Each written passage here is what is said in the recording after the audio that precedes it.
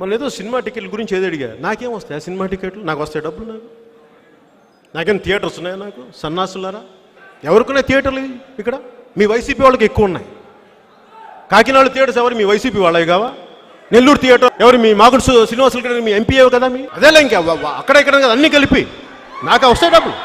నేనేమడుగుతున్నా, ticket రేట్లు నువ్వు 5 రూపాయలు కాదు 10 రూపాయలు కాదు ఏదైనా పెట్టుకొని సావండి, నాకు అనవసరం. నేను 5,000 రూపాయలకి అక్కడ మా ఇక్కడ అబ్బాయిని సినిమా చేస్తున్నప్పుడు నాకు మా ప్రొడ్యూసరు మా బావగారు అరవింద్ గారు ఇచ్చిన 5,000 రూపాయలు నెలకి. పెద్ద మనసుడు 5,000 రూపాయలు ఇచ్చారు. పాపం అంతమంది నేను ఏం కోరుకుంటాను. అలాగే జానీ సినిమా పోతే డబ్బులన్నీ ఇచ్చేసాను, రూపాయి సున్నా తీసుకుంది. రూపాయికి అప్పు చేశాను 15 లక్షలు. నేను అడుగుతుంది ఏంటంటే, సినిమా టికెట్లని నేను అడగలా, చాలా చిన్నది అది. నేను అడుగుతుంది ఏంటంటే, నా కష్టార్జితాన్ని ఒకరి కష్టార్జితాన్ని నువ్వెవడికి దోచుకోవడానికి అంట.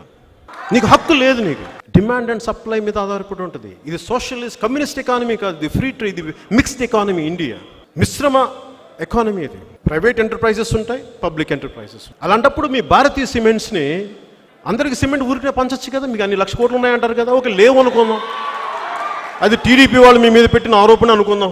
కొన్ని ఒక వాదనకి కనీసం మీరు ప్రకటించిన 700 కోట్లు తక్కువ లేవు కదా. ఏం చేసుకున్నారు 700 కోట్లు? కొన్ని దాంతోనే అందరూ పంచండి డబ్బులు. అవి పంచరే మీరు.